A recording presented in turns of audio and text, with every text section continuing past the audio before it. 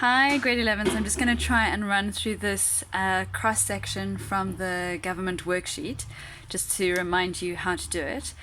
This is a particularly nice and straightforward one to jog your memories. Usually it's not quite as simple as this, and usually it's on a map, which makes it more complicated, but it's great to start off again quite simply.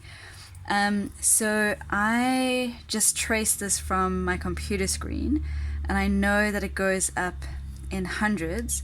So, sorry, it goes up in 50s. I'm just going to mark every second one so that I don't get too many numbers. No, this is 6. This one is 7, and that is 8. Okay, so I've already made it far too messy.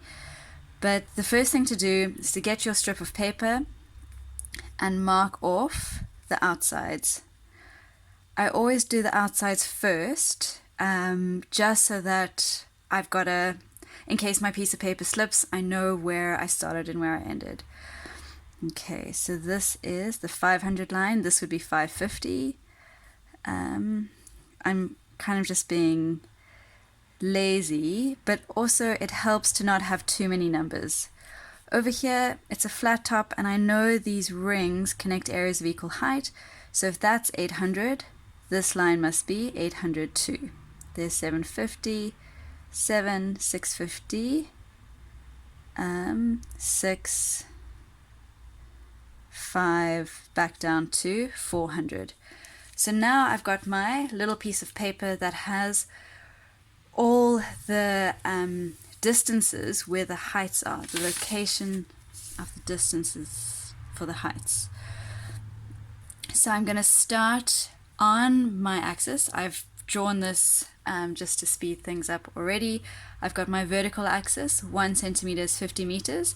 Going up in 50, I am just going with the fact that one of these blue lines is close enough to a centimeter, and you can too. And then I've also labeled my horizontal x-axis with the distance scale, which they gave me already, the horizontal scale.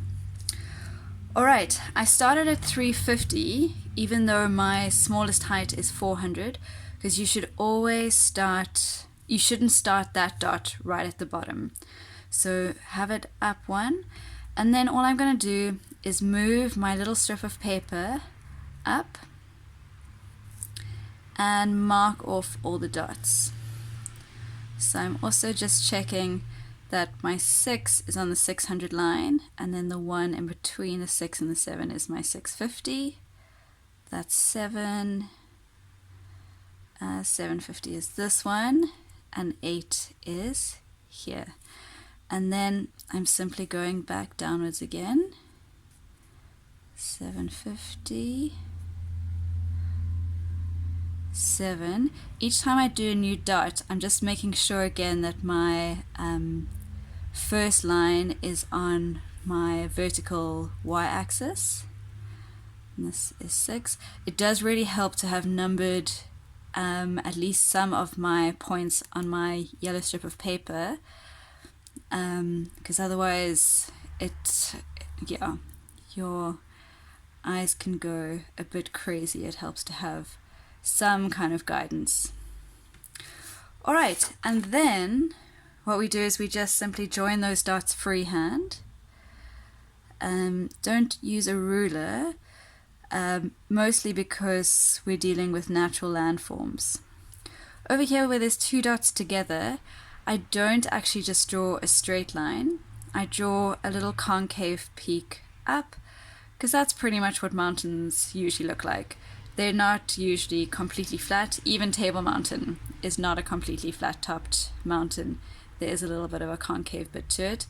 I don't go beyond 850. I don't take it too high, because it doesn't cross 850. If it would, there'd be another set of contour lines. And then just slowly and carefully all the way back.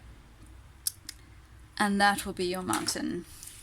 You always need to connect the last dot back to the horizontal axis, and then also shade.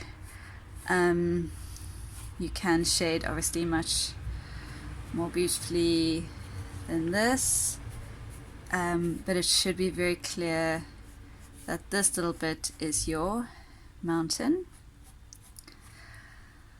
Alright, you should also have your title,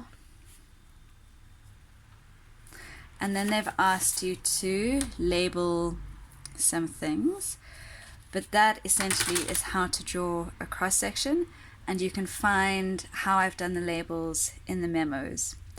Just a note, your cross section might be a little bit different depending on how big your diagram that you drew was.